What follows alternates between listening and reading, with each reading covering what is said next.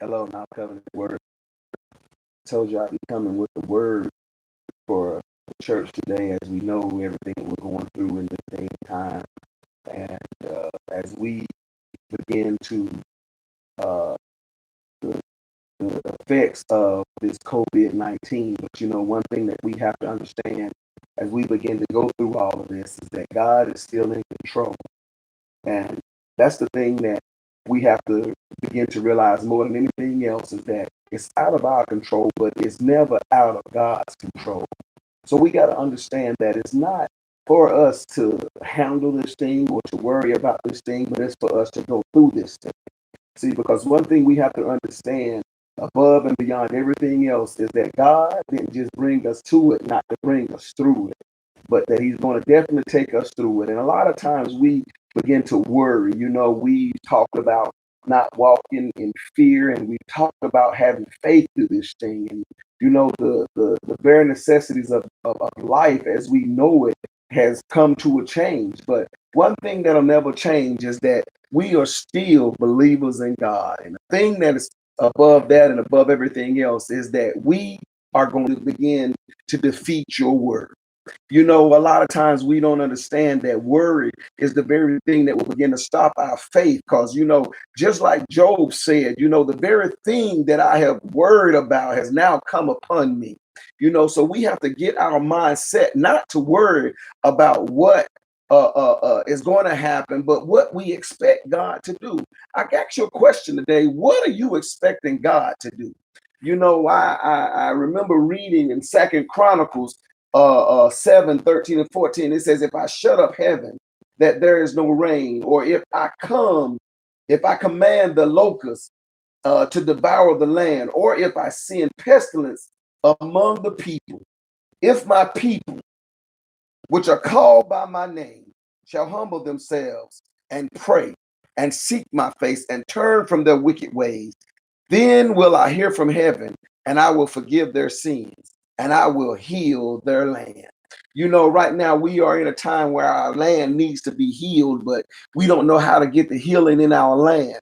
We're going through the social separation, and we're going through the states of trying to get over this thing, and all that's well and good, but what is it really going to take to get us through this thing? And I think the word tells us exactly what we need to do.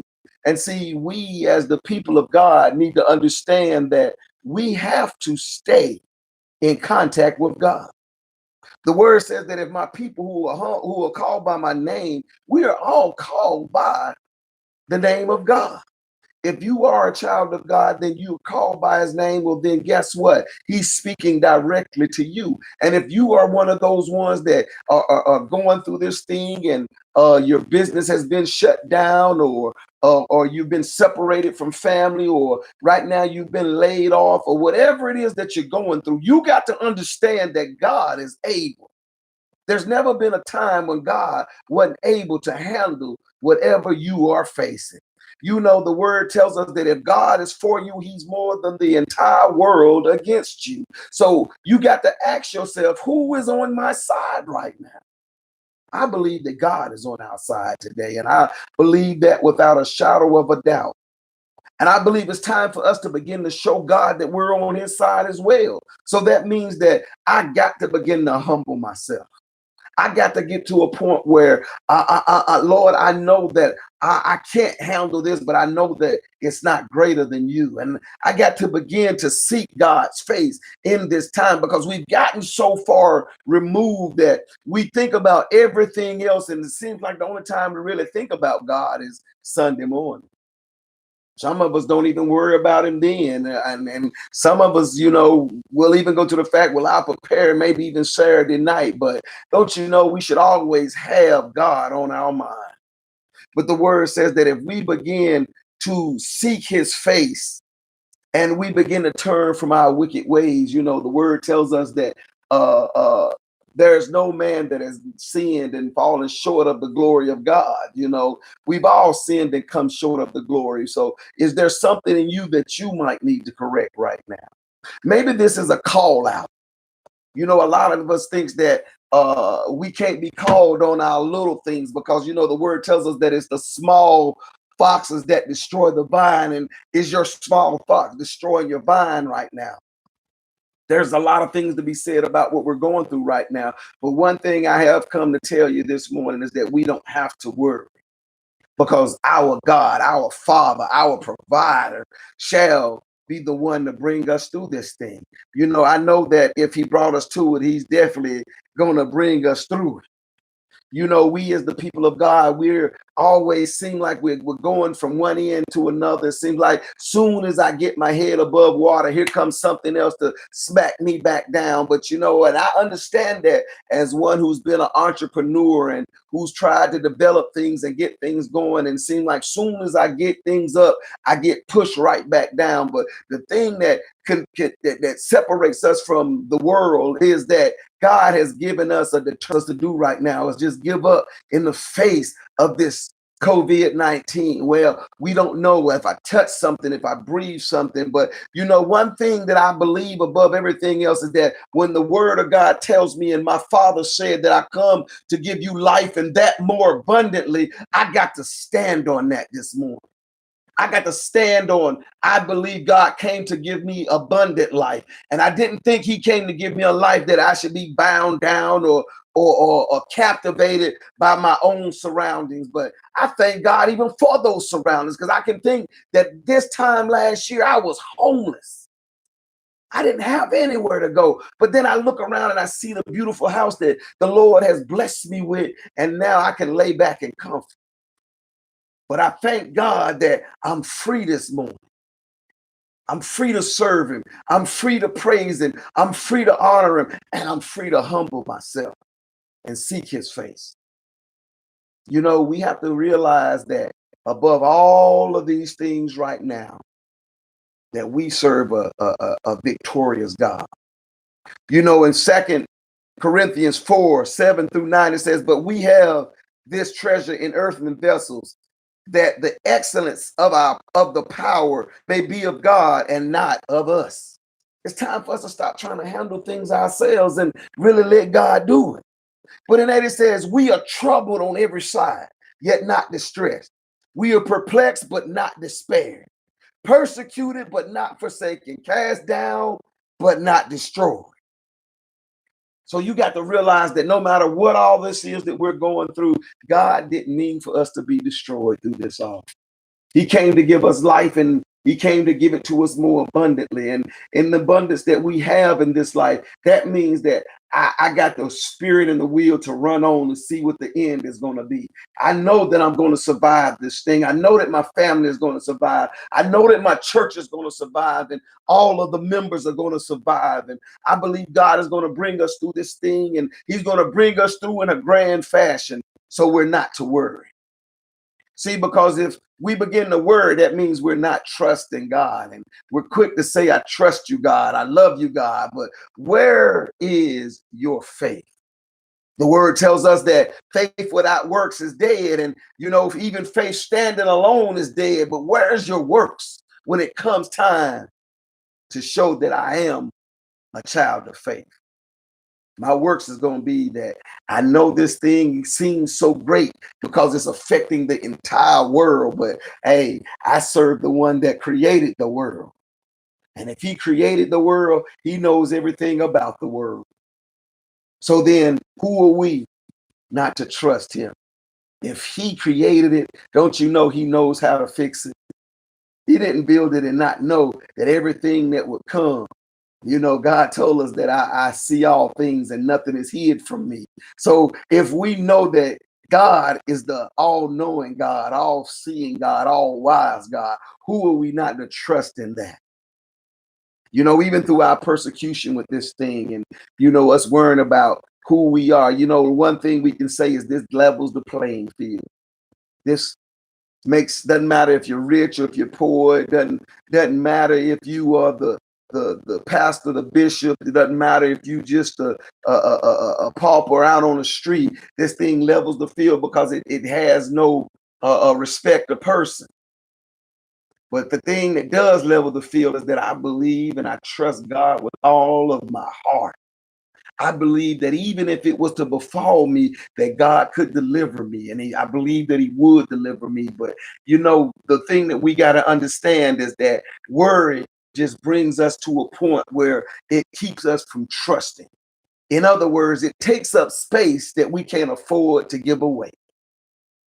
You got to ask yourself, in Philippians 4, he tells us to be careful for nothing, but in everything, by prayer and supplications with thanksgiving, let your requests be made known unto God. What are you asking God for this morning? What are you believing God for the day? What are you trusting God for today? Where's your mind at? Do you have the peace that you need to get? The devil wants us to think about the worst thing that's going to happen. I could die. I could get COVID. I could pass it on, or my business might fail, or I get laid off my job, and I don't know how I'm going to pay my bills, and I don't know what my next step. My next step is to believe God. It doesn't matter what we go through. Where's your mindset today? What are you thinking on? Philippians 8 says, finally, my brother, and whatsoever things are true, and whatsoever things are honest, and whatsoever things are just, whatsoever things are pure, and whatsoever things are lovely, whatsoever things are good, of a good report, if there be any virtue, and if there be any praise, to think on these things. What are you thinking on this morning? What are you putting your mind to believe God for? I believe God is going to bring us through, and I think that we're going to come through this thing in a grand flash. The river swells sometimes, and the waters cascade, and the winds vehemently will beat against us sometimes. But don't you know, God is still at rest. He tells us, if you keep your mind stayed on me, I'll keep it at perfect peace. Don't you want that type of peace in your life this morning, where you don't have to worry about anything else but what God has in store for you? I'm reminded as I think on this thing that when Christ had told the disciples he said, you go and I'll meet you on the other side. And about that time, as they begin to go across the water, how the storms of life begin to rage for them, and the winds and the waves begin to bellow, and how they begin to almost overtake the ship. But then here comes our Savior walking across the water, just as calm as he pleased. And they see him. And sometimes we even get fear when the very Savior is coming for us. But at that time, they begin to recognize who he was. And Peter takes out on himself and he says, Lord, if it's you, he says, then call me to you. And he tells them to come. This might be the time when God is telling you to come to him right now. Come to him and step out on the rough surface, and step out and believe on me right now. So they shut the doors, and right now you don't know how you're going to make your bill. God is saying, come and trust me right now. Right now, you don't know how you're going to pay your bills, and God is saying, come and trust me right now. Step out on the waters, walk out on the waters, and believe me right now. Believe me for your redemption. Believe me for your salvation. They shut your business doors, and you don't know how you're going to pay your employees. You don't know how you're going to provide for your family. You don't know anything right now, but God is saying, step out and believe me right now. Because you remember, as Peter began to step out on the water, and as long as he kept his eyes on Christ, he walked to him. And guess what? Long as he was walking and his eyes was on Christ, don't you know that the winds and the waves were still blowing? Don't you know what was going on around him was still going on around him? But there was something about having his focus on God that kept him from sinking. Don't you know, if you just focus on God right now, it will keep you from sinking. It will hold you fast through this pandemic. It will take you through the financial struggle. It will take you through lack. It will take you through inefficiency. It will take you through everything, every doubt that the devil has told you right now. Don't take your eyes off. Don't do like Peter did and look at what's going on around you. Don't worry about what's going on around you. Yes, we are aware of what's going on around you, but are you aware that God is also there? Are you aware that God is greater than this world? Yes, it's affecting the world. Yes, it's affecting you. It's affecting us all, but God is still great. I believe do exceedingly abundantly above all that we can ask, that we have asked, and that we can even think right now. I don't know. I'm excited about believing God today. I trust Him with my whole heart. I believe if you can just get onto this thing right now, trusting God, God will do something great in your life today. All you got to do is step out on the water. You just got to trust Him right now. You know, even the righteous man that we know is Job. Job said that the thing that I feared the most has come upon me. But look how God even kept him through that. Because through all of that, he trusted God. Told God, yet though you slay me, yet you persecute me, he said, yet will I serve you. Don't stop serving right now. Don't stop praising right now. Don't stop honoring God right now. Keep yourself in a humble place where God can see you right now. Pray, seek His face, seek Him early while He may be found, so He can heal our land. If your land needs to be healed today, humble yourselves, turn from your wicked ways, and seek God's face and watch Him heal your land today. America, I'm making a cry out to you today to seek the face of God. To seek God's, got to pray for everyone. We can't just keep it filled in the house in our four walls, but we got to pray for our neighbors right now because they may not know how to pray. We got to believe God for those that don't believe God right now. You know, maybe this is just the way that God shows Himself strong, because you know what's impossible for man is very possible for God. Right now, man don't know what to do. We're seeking for answers, but we have none. But don't you know God has every answer? The word says that we should look towards the hills from which cometh our help, because our help comes from the Lord who made heaven and earth. You know, it's amazing to see how things will begin to work out for our favor. You know, in Psalms 46, he says, God is our refuge and our strength, a very present help in times of trouble. Therefore will I not fear, though the earth be removed, and though the mountains be carried into the midst of the sea, though the waters thereof roar and be troubled, though the mountains shake with the swelling thereof. All we got to do right now is trust God. All we need to do is believe God. It takes nothing more than that. Because the one thing that I know above and beyond everything else is that for the light afflictions we are but for a moment, it worketh for far more exceeding and eternal weight of glory.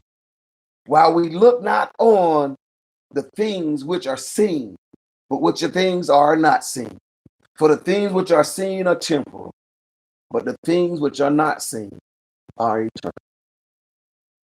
People of God, now Covenant Word family, I'm coming to tell you to look at the things which are not seen. I come to tell you to look to God today, the author and the finisher of your faith.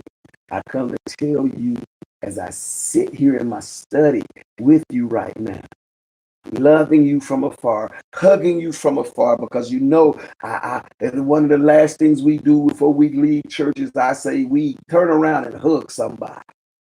If you can't do nothing else but turn around and hug yourself for somebody else right now. You love God and those around you. Yes, we got to deal with this social distancing right now. You know, I was one of the ones that said, well, yeah, they're going to have to pull me out of the pulpit, y'all. But you know, we got to be obedient. The word tells us to be obedient to those in authority over us. And I hate the fact that we are not able to gather this morning. And I hate the fact that I know that you're going to receive this word. And I believe God is going to strengthen us through this thing. And I know He's going to carry us through this thing. And I don't worry about our finances, because that's going to be held in accountability. And I know that God says for everything we've lost, He'll restore it double. And for all the disgrace and the dishonor we've had to go through, God is going to restore it. Listen, if you're watching this morning, if you're watching this at any given time, know that God has already called your name. He says He has an expected end for you. And it's not one that you should come to harm, but it's one that you should be blessed. Get ready for your blessings. Sometimes before the blessing comes, you got to go through the storm. But right at the end of that storm, your blessing begins to break through. You got to break through. You got to look to the greater part, because the word tells us that all things work together for the good of them that love God, are called according to His purpose. I do believe that's me, and I believe it's each and every last one of you. You got to know that we're at war right now. We're all soldiers. But I believe God has equipped us for the fight. And I understand and I believe with everything in me that no weapon formed against us shall prosper. And every word spoken against us in judgment will be condemned. So you got to understand, God is at hand right now. He's in the midst of all of this. He's wanting to see, what do you want to do? How are you going to trust Him? I believe Him with all of my heart. I trust Him with everything in me. And I'm praying for you right now. And I'm praying for your breakthrough. And I'm believing for your breakthrough. I reach out and I touch and agree with you right now for your breakthrough. No matter what it is that's stressing you and worrying you, don't you know that worry is one of the greatest causes of sickness and disease that runs so rapid in our lives? And don't you know that's one of the things that this thing, it thrives on. It thrives on sickness. So worry brings something into your life that will cause you to be a target. And God didn't mean you to be a target. So don't worry. Have confidence right now. Let your confidence be in God. And think on the good things. Think on those things that you know that are there for you. Think on those things. Think on those things that are pure. Think on those things that are holy. Think on those visions and those dreams that God has given you.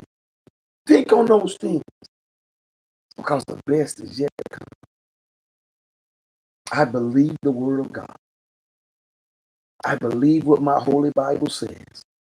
I believe that I can be all my Holy Bible says. I believe I can do all that my Holy Bible says I can do. I believe that I am more than a conqueror. I believe with God, nothing is impossible. I believe because of God, all things are possible. So therefore, I am the blessed child of God. And therefore, I shall never, ever be broken or broken another day in my life. And my best yet life. And my best life. And my best life is yet to come. And I believe that for all of you right now. I trust it, and I'm expecting. Not just for you, but for my family and for this world. I love you all, and may the peace of God surpass your very understanding, and that He'll keep your hearts and your minds. To God be the glory, even in this. God bless you, and I love you all. Please feel free to make comments.